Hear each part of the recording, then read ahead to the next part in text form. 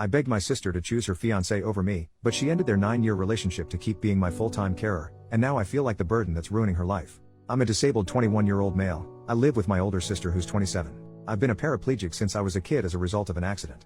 Our remaining parent, our dad, is pretty old and sick. He's in an old folks' home, and my sister takes me to see him occasionally.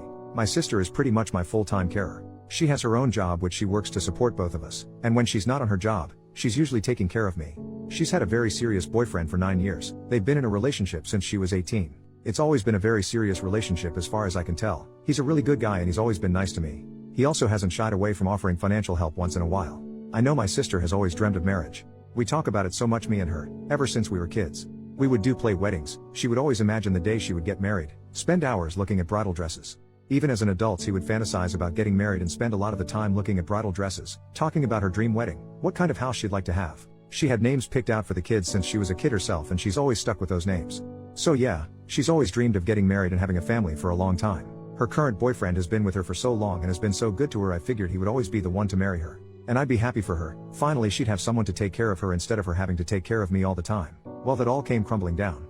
She returned home one day a complete mess, crying and pouring her eyes out all over the place. She told me they'd broken up. It was over. She was so sad. It was heartbreaking to see.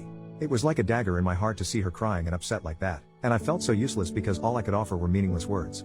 She wouldn't tell me why. I figured she just didn't want to talk about it. After a few days, she still didn't want to talk about. She was still incredibly upset, crying a lot. I told her I'm her brother. I may be physically disabled, but my heart and mind still work perfectly. She can talk to me about anything. Very reluctantly and with pushing, she opened up about it. She told me her boyfriend had proposed to her. I told her that's excellent. Why did they break up? She had always wanted to get married and had been waiting years for this. She told me they had talked about it, and her boyfriend wanted her to move in with him. They would find a separate carer to look after me. They would still see me occasionally, but I would not visit them and my sister would no longer be my carer at all. My sister told me she couldn't accept that, and that was the offer on the table as her boyfriend wanted it. She said she couldn't accept it. They couldn't reconcile their different wants, and they broke up. I told her she's crazy. She should have chosen her boyfriend. I know she loved him so much and he was crazy about her. She should have gone and gotten married. She can stay tied to me forever. She should live her own life and have her own family. She was still crying heavily, and she told me she realized that she would never be able to have that. All that stuff she wanted as a kid, to be a bride, have a wedding, have a family, none of it would ever happen. She would be taking care of me forever. I insisted to her, telling her she didn't need to take care of me forever. She should live her own life. She said no, that's what she wants. That's the way it has to be. She would have it no other way. When I kept insisting, she said no, that's it, she's in charge. She makes her own life decisions and I should stop telling her how to live her life. She got angry at me and I quickly apologized.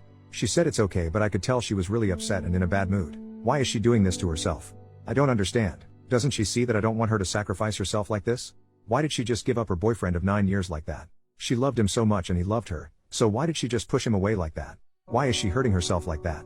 I don't want her to be hurting herself just for my sake. I never asked her to make this sacrifice of herself. I told her I wouldn't mind getting another carer for me. She said no, it's her. It has to be her. It's her job. It's her duty to me and to our family. She has to take care of me always.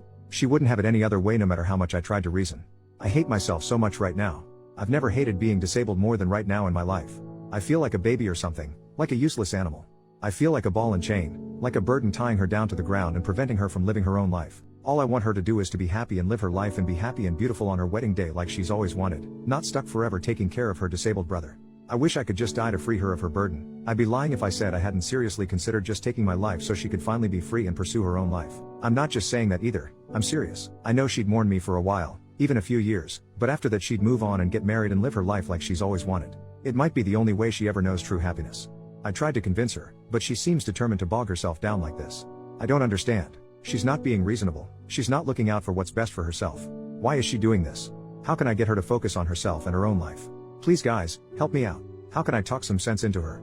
How can I convince her to put her needs ahead of my own and to go focus on her life mainly so she can live the life she's always wanted instead of being chained down to me? How can I convince her of this?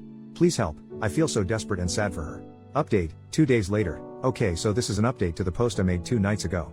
I just want to first of all say thank you so much to all those of you who posted extremely kind and heartwarming comments. That was amazing of you. Thank you so much. I'm also feeling much better now. I understand things much clearer and talked it over with my sister. It seems I was confused and in the heat of the moment there was a lot of misunderstanding. I have talked it all over with my sister, and we are both feeling much better and brighter now, and we agree things may have turned out for the best. I now realize, after my sister explained it to me, that he was not right for her, even though they had been together so long. I guess the length of their relationship had left me with a false impression. Firstly, as my sister explained it, it seems he didn't say I couldn't visit at all, as I had thought she meant. but that I just couldn't visit whenever I wanted to. They'd set times and schedules for when I could visit to ensure I wasn't over all the time interrupting and interfering with their lives. However, it seems my sister didn't like this at all. She said she realized her boyfriend had a problem with me, and wanted to place some distance between her and me, and she wasn't okay with that at all. I told her I thought she loved him. She said she thought she did too, but she knows her priorities in life, and she is old enough and mature enough to be able to decide what she wants from life and what her priorities are. I told her I thought she'd always wanted to get married and have children and a family ever since she was young. She explained to me, she still does to a certain extent, but only if the conditions are right. She said that she was a different person when she was younger. Now that she's older, her ideals and priorities have changed. She said that if she does get married, it's basically like what one commenter described as a package deal. I'd have to be included in the family too, and I'd have to live them and be part of their family full time. She said if any potential husband couldn't accept that, then he could get stuffed, and she didn't want him. That's basically what she thinks of her now ex-boyfriend, and she said she feels much more positive about her future now that he's gone.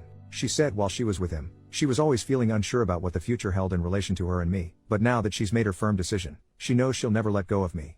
I asked her, what if this means that she'll never get married? What if it means that she never ends up finding a guy who's okay with all this and is willing to settle down with her with me in the fray? She said if that's the case, then so be it. As she explained it, she basically said I'm her family now, I exist and I'm the most important thing to her. She won't sacrifice me for a hypothetical husband and hypothetical children who don't yet exist but may one day. She said priority number one for her will always be me and taking care of me throughout my life and disability. She couldn't imagine living her life without it. I told her, but didn't she feel she was severely limiting herself by chaining herself to me? Didn't she feel she was severely restricting her opportunities in life and what she could become? She explained that her years with me and taking care of me had helped form part of her identity. Taking care of me now is part of her identity and character. It's one of the things she lives for. I found that amazing, but she said she could have it no other way. I provide to her just as much as she provides to me, she said, and perhaps even more. I told her she was exaggerating, but she insisted it was absolutely true.